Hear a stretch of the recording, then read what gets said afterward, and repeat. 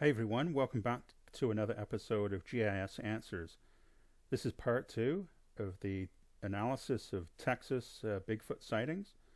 Where we left off was we were looking at some sightings here just south of Huntsville along Highway 45, just north of Houston. And we were looking in this national park, this national forest, and there was a cluster of points around this national park, the Sam Houston National Forest, and I believe there's some other parks that are attached to this forest, and there's a big cluster of points around this, so it's quite fascinating, really. So we'll move on, and in the white we have, in the yellow, sorry, we have the Bigfoot sightings. And while we're looking at this area over here, I did notice these cluster of points that are, they're quite linear, and they follow the series of parks that are in the green, and they also follow this watercourse, this river. So there's a river that flows from the Big Caney Creek. Flows north and into the series of parks, and that cluster follows that river, which is quite interesting, all the way up to the Trinity River National Wildlife Refuge. And then there's a Davis Hill State Park. So quite fascinating to see the spatial pattern that is created here with these sightings. I mean, it's not like these sightings are randomly spaced across the state. There's a huge cluster on the, a wide cluster on the east side of Texas, Dallas being up here in the north, and Houston down in the south. And we looked at Montgomery County and Walker County last time. So we're going to be looking at Liberty County to start with.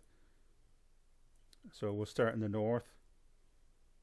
It's a Class A sighting.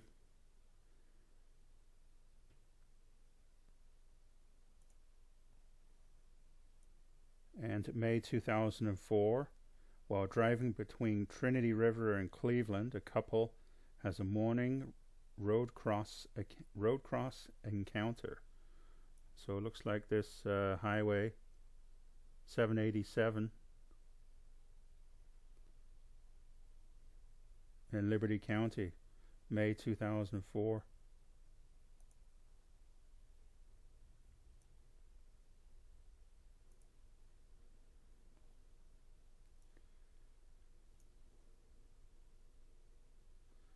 As a son of residents of Liberty County, I'm reporting a possible encounter for my parents. Not clearly remembering which day, but it was early May when my parents seen something strange. As they were traveling west from Romare towards Cleveland on FM 787, they seen a large creature run swiftly across the highway into the woods. It was the morning, about 9 a.m., when a huge brownish red-haired creature crossed 70 yards in front of them. As quickly as it happened, my father said it moved in a swift, leaping motion. It had huge long arms, which one arm hit the ground to help the other. It had a wide, slouching, pear-shaped body with long legs. Its fur or hair was brownish red, like very dark and old dead pine needles. However, it was too far to describe or to see its face. Describing the location of the encounter, it was 4 miles west of Trinity River. It was just a half a mile past Rayburn town sign, near a 100-yard stretch of woods and a pine line trail. It was crossing from the north through the woods to the south, which seems to be a pipeline trail that leads to Highway 105. Not being sure on what they had saw, and being in a hurry, had only made them slow down and look down the trail. However, there was no trace of it as they passed by. The next day, I came over to visit, and I remembered them telling me they had seen something cross them in Rayburn. They told me many family friends and every time the story has been very accurate. However, I haven't seen anything like that. So that's a good story. Liberty County, just east of Cleveland in Texas. This must be Trinity River, I'm assuming. This is the, like I talked about before, the linear pattern of these sightings along this river. Quite fascinating. Here's one right on the river. May 2004. Man sees an upright creature jump across wooded trail. Interesting. Okay, let's flip back again. May 2004. My wife and I were crossing the Trinity River on 105 just before sunset, May 29th, 2004, after having been to a Cardinals-Astros baseball game. The west bank of the Trinity was a long sandbar, and there were a few people spread out along the sandbar doing various things. There were a few kids and a dad camping, 2 guys sitting on a tailgate, a couple farther down fishing, and there was another truck backed up by the sandbar with its stereo playing. My wife and I drove down to the sandbar, had to engage the 4-wheel drive to avoid getting stuck, and turned around to go back to the highway, Highway 105. We got back out on the highway, and my wife asked me to drive across the bridge to the other side. I did so. My wife saw what she called a waterfall off to the left side of the bridge.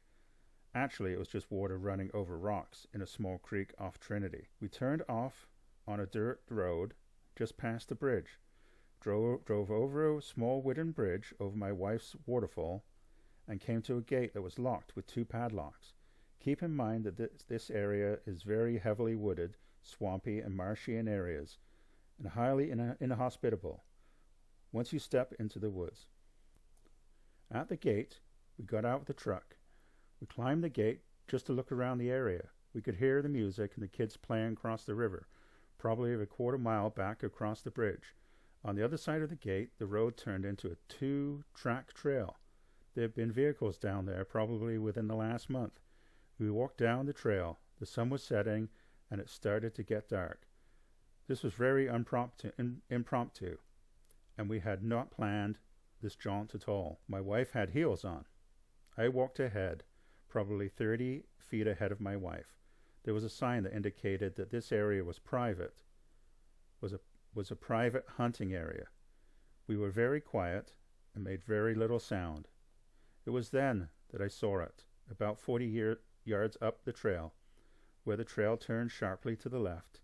It leapt across the trail much like a long jumper, landed on the right side of the trail, and leapt again into the woods, quietly, in the blink of an eye. It was a rusty red color, about 6 feet tall, and was extremely fast. In an instant, my mind tried to ascertain what it was that I had saw. I kept telling myself, no way, but my data banks could not process it or link it to any other creature that I'd ever seen. I saw no face, and I do not remember seeing any arms or feet, but I did see an upright something about 6 feet tall leap 10 feet across the trail and spring into the woods. I turned to whisper loudly to my wife, "Did you see that?" No. She was busy dealing with a slimy, slithery something that slithered across her foot. She was quite distraught, and her encounter happened exactly the second that mine did. When she realized what had happened, she quickly jogged up to me, and we jogged to spot the crossing. When we arrived at the crossing, we could hear the animal still running away through the woods, sending birds to flight in its path. It was then that I smelled a musky smell, much like a horse actually. We looked for tracks of any nature and found absolutely nothing. The creature cleared the road, and the road was the only place that tracks could have been made.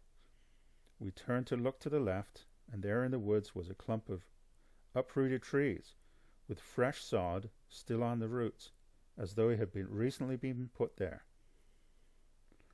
I'm sorry, but I can't say with certainty what I saw was Bigfoot, but I can say with certainty that what I saw was rusty red,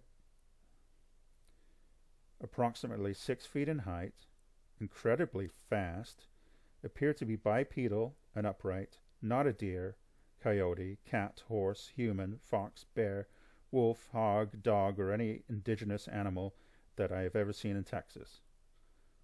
I was raised in the backwoods of east and central Texas. We had no cameras with us, but even if we had, the creature was way out of sight before I could have drawn any camera, and he was way too fast for any hope of pursuit. Wow, very good. Very similar to the first one we looked at. So, yeah. So that was Highway 105. The other one was 787 along the same river. Here's another one. Let's have a look. There's these Class A sightings too. This one seems to be just on the edge of a town. This would be Kennefleck in Liberty County. April 2003, mother and son endure frightening road encounter with a hairy man-like being. Okay, so Liberty County again. April 2003, my son and I was driving down FM 1008 Kennefleck, heading towards our road, Highway 321. It was about 11 p.m. I was driving around a curve, and there it was. His face was as tall as the speeding sign that he was standing next to, as if he was crossing the road. If I was 20 seconds later, I would have hit a man. That hair covering his whole body, except I could see his mouth and nose with no hair. The eyes were pretty clear of any facial hair also. He looked upset, clearly not what it was that my son and I saw. Clearly not sure what it was that my son and I saw, but it was a man-like being that was as tall as the street sign. My headlights reflected off the sign as this thing turned his face to see us, and we see him. It was practically in my windshield. I would have hit him if I had not swerved. So 2 witnesses.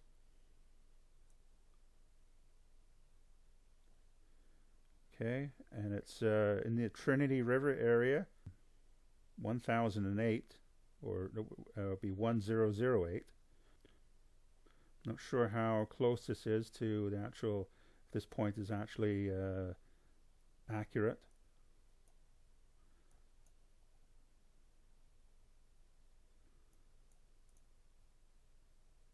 And this is part of the Trinity National Wildlife Refuge. So along this Trinity River, interesting, so interesting. Here's another one down by Day Lake, which probably it looks like it flows into maybe part of this Trinity River system.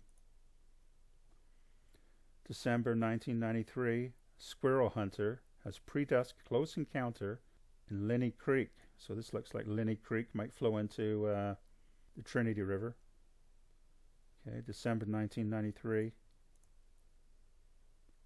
Nearest town is Dayton, Highway 1008. I was squirrel hunting on my grandmother's property. This is around 2.5 miles east of Dayton, Texas. I just walked in a clearing about 14 by 30 feet, surrounded by dense foliage. I had a New England single-shot 12-gauge with me.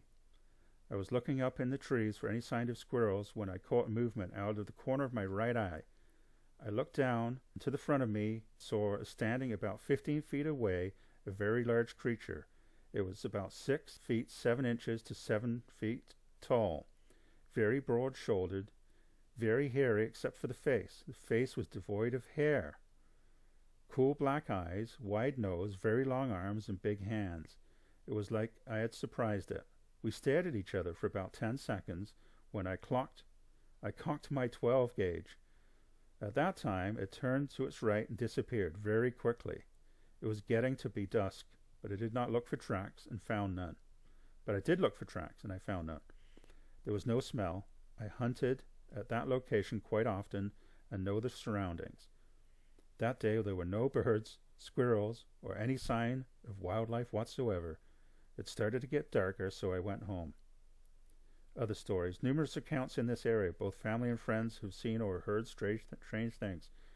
Each person has their own account of these encounters, which include sightings, unusually large footprints in the near creek bottom, strong smells, comfortable feelings of being watched and stalked. Makes the hair stand up on the back of your neck. Wow. Quite similar similar descriptions, some people in this area.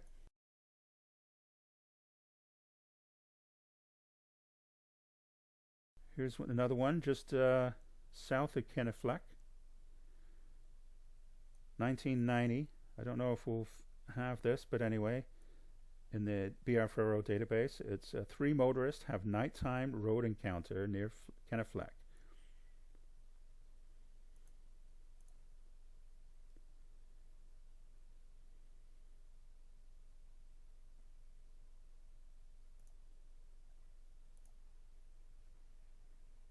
Yeah, that one's not listed. Not that I could see anyway. We'll move on.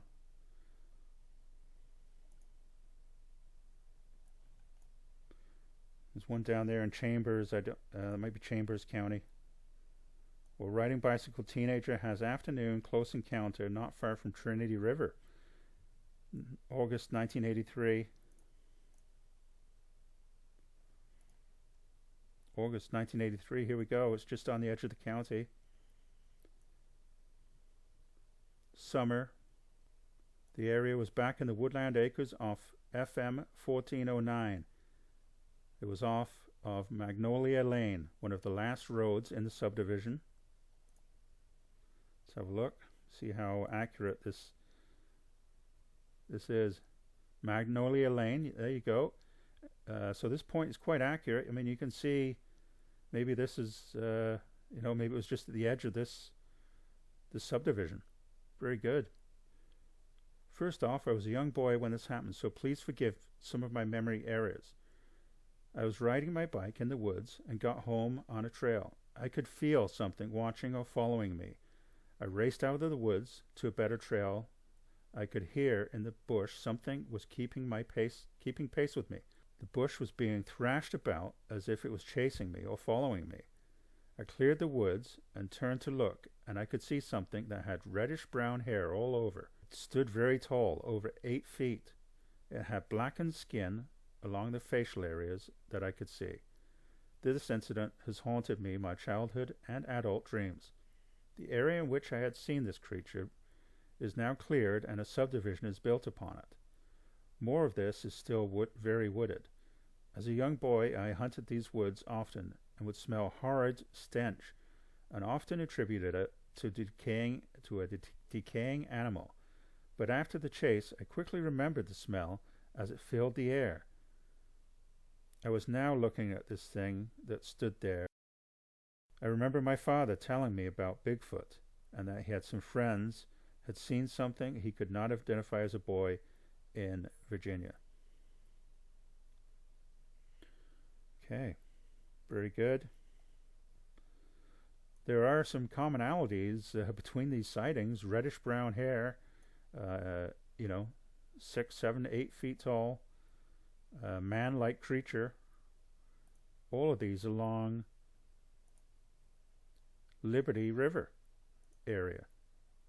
Fascinating. Class A sightings.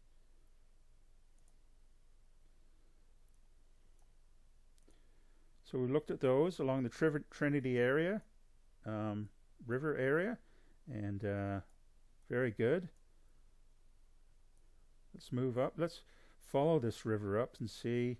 Kind of looks like it might follow up here. There's another Class A just north of Livingston in Polk County. This is Polk County, Texas, not Polk County, Florida.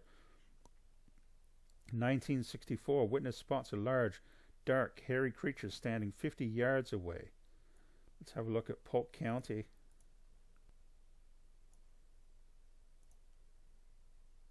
(1964), Class A. This is in Livingston County. Livingston, the town, Polk County, Texas. When I was approximately 10 years old, I went with my best friend Doug and his mother to a small cemetery in the big thicket east of Livingston. Doug had a little brother who died at birth and was buried there. His mom asked if we wanted to go with them to visit the grave. Just after she had finished putting the flowers on the grave and saying a little prayer, we were turning to go back to the car when we heard something crash at the edge of the woods behind the cemetery. We looked back and saw a large, dark, hairy creature standing right behind the fence of the cemetery, about 50 yards away. Mrs. Jones screamed, and the creature gave a loud grunt and shuffled back into the woods, kind of a half waddle, half trot.